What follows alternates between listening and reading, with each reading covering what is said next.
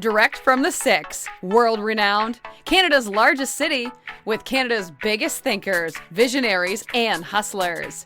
This is Startup Talk, featuring the founders, funders, innovators, and community leaders who've led Canada's startup ecosystem right here in Toronto. You'll hear the challenges, the failures, the successes. Toronto Startup Podcast gives you the full story direct from the entrepreneurs and influencers who've made a difference. Now, the host of Startup Talk, the founder of TorontoStarts, the Startup Coach. What roles do we think universities should play in nurturing entrepreneurial talent and, supporting students' interest in startups? We're just talking about all the layoffs and how potentially they're unprepared to start their own businesses and whatnot.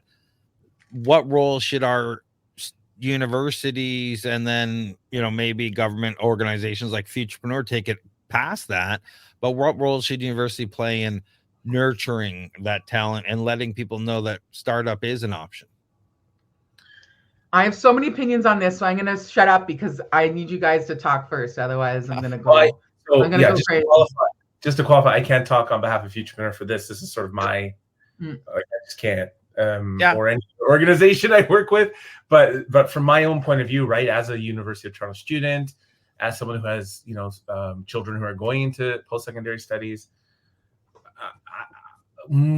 I think you almost need like an entire culture shift. I don't know that any post-secondary, I'm not just going to post this on universities. I don't think any post-secondary is in a place where they can do that, because here's my personal lived experience, not tied to any brand I work with, belief is that universities are no different than any other institution we have in Ontario.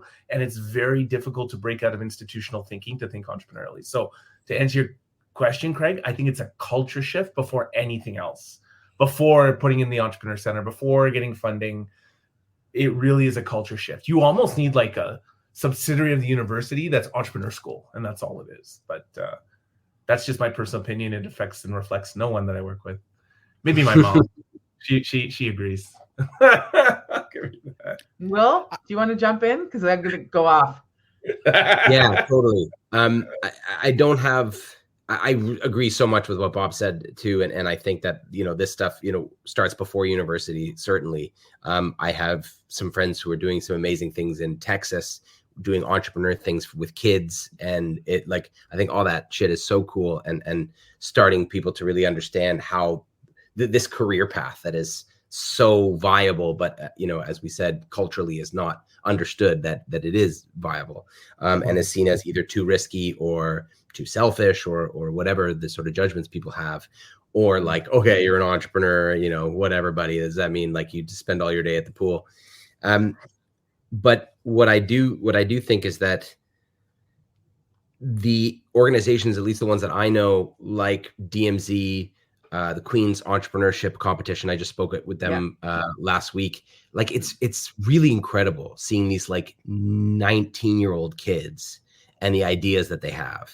And, I think there could be a really good pipeline, like just purely from a cynical money-making perspective. Like if the corporations that sponsor, as kind of predatory as they are, we know they just want to descend on these brilliant entrepreneurs and suck up all their ideas and patent them. But like, whoever, whether ethically or not supporting startups, they can go to those places and say like, sponsor pitch competitions and like go and talk to the founders and see the ideas that they have and support them. And there's an ROI there that maybe, that kind of, I think that not that I know at all, but I think that kind of exists already in like certain MBA programs. It's like, or law schools or whatever, right? Like you go to this school and then this company comes and they do the fair and then you go work for them. And there's a kind of mutual benefit between the university and the private sector that industry or the different companies that they're going for. So I think that there could be a lot more of that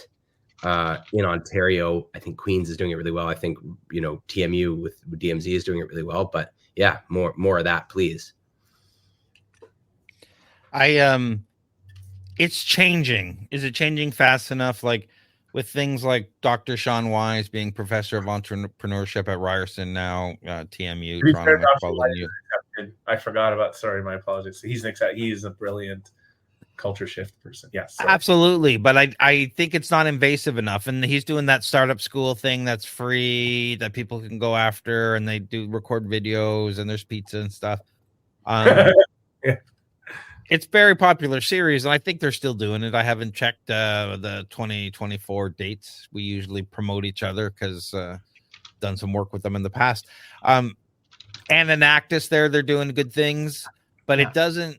It feels like there's an entrepreneurship program, but it's not necessarily down to the point of view of built in. Like when you're taking accounting, you're not taking accounting from how do I run my own business point of view. It's how I do books for another person. It's when you're, you know what I'm talking about, rather than saying it's not built into the classes. Like if you're running a company, this is how you would do things in all the classes. Yep. You know, if you're taking an HR class, it's not about you running a company. It's about you working at HR for another company. Yep.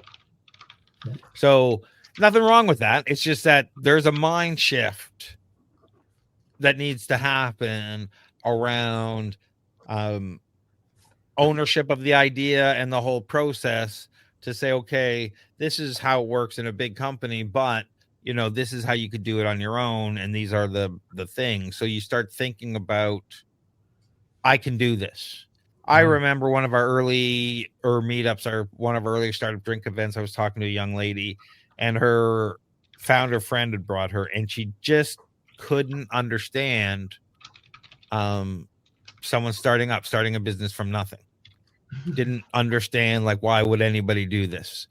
And like, so I'm saying it's not for everybody, right? This whole mindset isn't for everybody. But if you can plant the seed early enough, so I'm not having these conversations about why would anybody do it or why would they want to do it. It's a natural thing. It's a natural option for anybody coming out of school that, hey, I've got these options of starting a business. I've got these options of doing this. I've got these options of going somewhere else, rather than if I'm not in the entrepreneurial program, I'm generally going to go work for someone else. Yeah. And I think that's interesting when you frame it that way, because then and I hope you don't mind when I look down, when I get anxious, I use my cube, and I'm just getting anxious on this topic because it's like, oh my God. Because I think what's really interesting is that from what I've seen, right, on occasion, I've been very blessed to go into a lot of these post-secondary classes to talk about entrepreneurship, right, with various, and what I think is, like, it's interesting, those classes, because when I get them, they're still thinking linear in a linear fashion. And what I'm trying to do in one class is get them to think in a non-linear fashion. So to your point, Craig, I think the embeddedness of it that's a better way than what I said, and a less culpable and firing way of saying what I said, which is like, I think when we talk about culture shift, it's also embedding it in the curriculum. Like, how are we not just visiting one class in a semester, but how are we making it a regular part of the work that we do? So I really want to honor what you said and like really put poise to it, because that's what I find. I go in and I teach, and they're still thinking in a linear fashion, and it's hard to break them out of that cycle. And just before we hand it over to Alex, part of the reason I like that, because she's got a lot to say, I like the whole understanding what it means from a business owner point of view, is we have a disconnect now. A lot of people might say a feeling of entitlement, people coming out of university and all that. They don't have an education from the perspective of an owner of a business. Yeah. What does this mean for payroll? What does this mean when you hire people? What does it mean if they don't show up for work? What does it mean if they don't have any of that perspective? Yeah. And if you went through an educational process and that was part of the curriculum, I think people would have a better appreciation for what it means to commit to doing a job, showing up for work, and understanding their overall place in a company. Yeah. Alex? I'm so excited about this topic. I was like, where do I start? Goodness. I think, you've all said stuff that I think is just makes a lot of sense. It's very accurate. My little disclaimer, I am on the advisory board for Humber College in their entrepreneurship program. And I think, and I'm really impressed by them doing that. And also, Will, to your point, we've talked I've talked to the Queen's folks in the MMIE program. I think that they have different names. I actually did one myself last year. I did the Masters of Innovation in Entrepreneurship at HEC Paris. So I also I'm just very into these programs. The one at Queen's is highly reputed, and there's some really great programs out there. So I think what's interesting is that I think to just touch upon what Craig, you were just saying, it's kind of interesting because to me, entrepreneurship is a skill unto itself, much like innovation or creativity. It's not necessarily I think it can kind of be a standalone, and it's a skill set that you need to, as you were saying, you can learn the theory behind it, which is important to have frameworks and understanding. But there's the theory and there's the practice.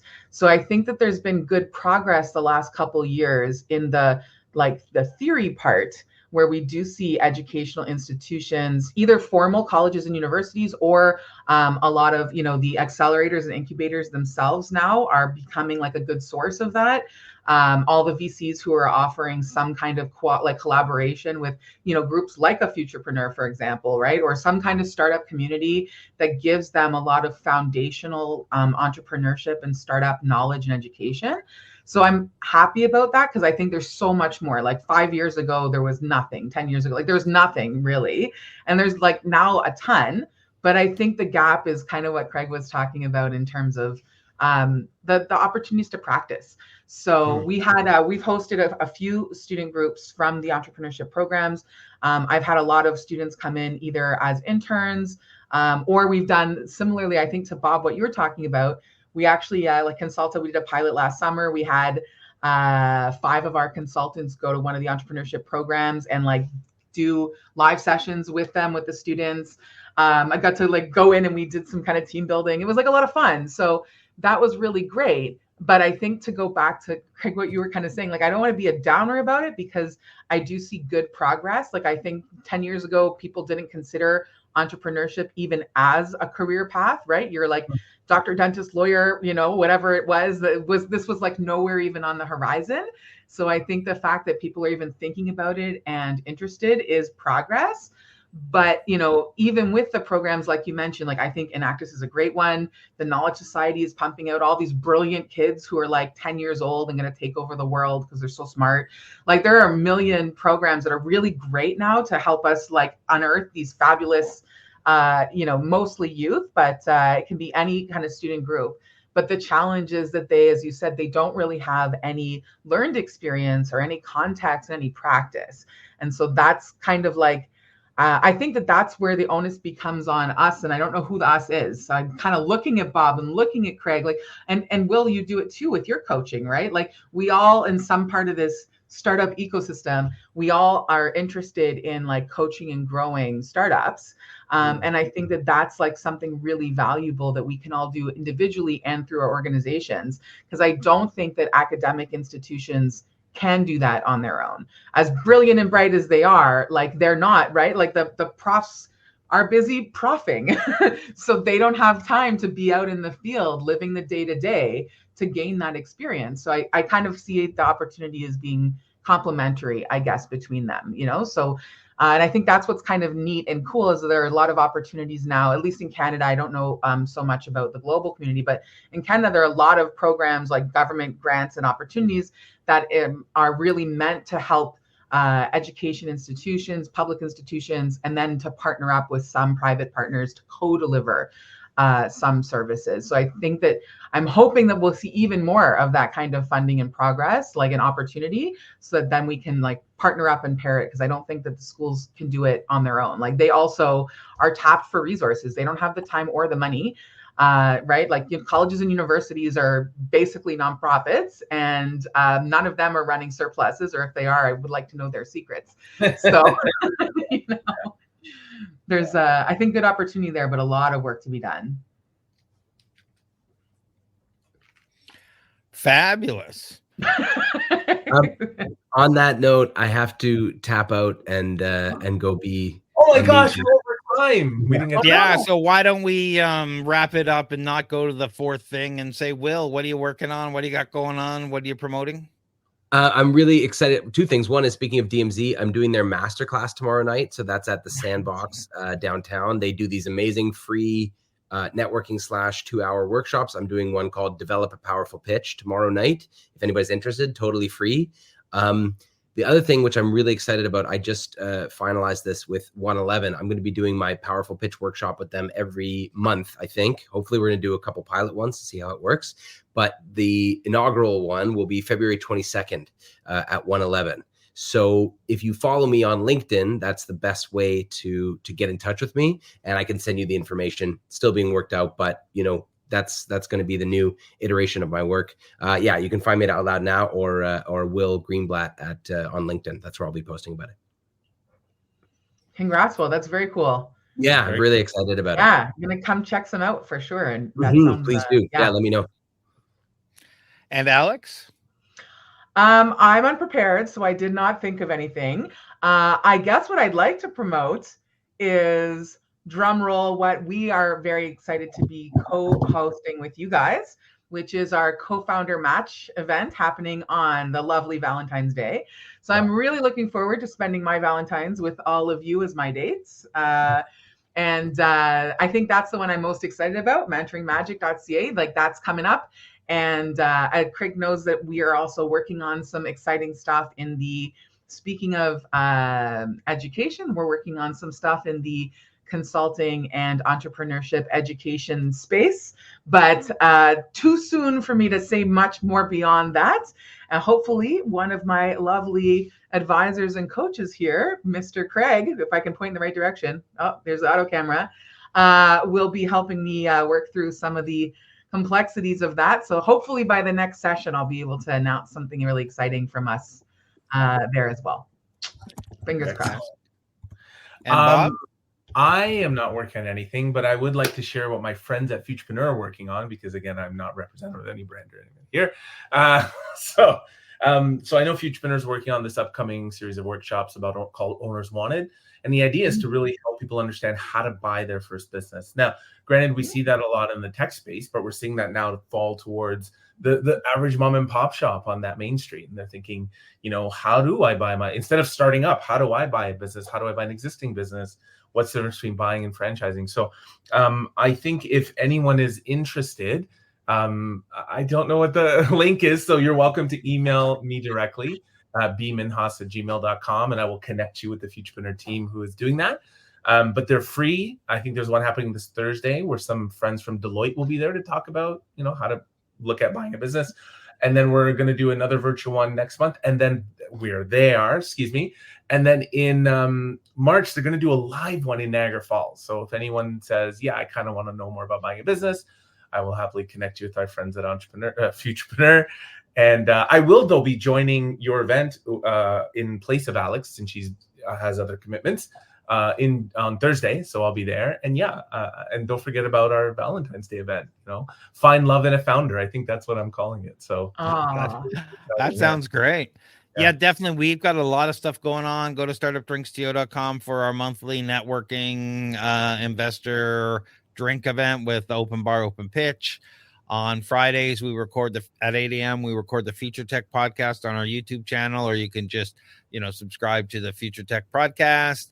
I also do daily episodes of Ask the Startup Coach, where I answer a single question that startups have along their journey. They're 2 to 5 minutes. They're easy to listen to or read. Also check out the Startup Talk podcast. It's all sorts of stuff. Some of these topics will be on the Startup Talk podcast, as well as interviews with startups.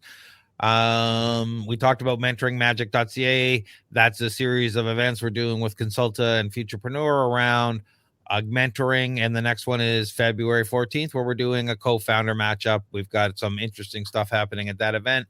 Go see the rest of it at TorontoStarts.com. We just launched a new web page, or new front page. That's great. If you want to work with me, go check it out there. That's about it. Thanks everyone for being part of Startup Face Off. And let me check. We got one more comment here. I think apparently the Lord shall smite us. I was reading that. By God is something that I don't look forward to. Well, as long as the Lord can join us on our next event. Hey, by the way, I've seen this a lot, Craig. This event and these things that you do. No one ever says thank you, Craig. And maybe Alexa. Oh, Alex. that's true. Well, I want to say thank you for putting this together, organizing it, figuring Yeah. out the tech, inviting us, some of us last minute, and otherwise we would have had the right clothes on. But thank you, because I will tell you, from all the things we've talked about now, we are seeing a shortage of people making impact like the rest of you on this call. So thank you for making that time on a Monday evening. Well said. Look at Bob being the best guy. All right. No, thank you, Craig. He's right. He's right. I got to Good run, night, everyone. Thanks, everyone. Good night. Thank you. Thank you, Alex. Thank you, Craig. This has been Startup Talk, Toronto's startup podcast. For more exclusive content, the episode vault, and to be part of TorontoStarts community, visit TorontoStarts.com. Get your name on the newsletter mailing list and check out our upcoming events. For more episodes, subscribe now. And please recognize the time and work behind the scenes put into connecting you with the biggest visionaries, entrepreneurs, and innovators in Toronto by leaving a 5-star review. Join us for more next episode from Toronto's most active entrepreneur and startup community on Startup Talk.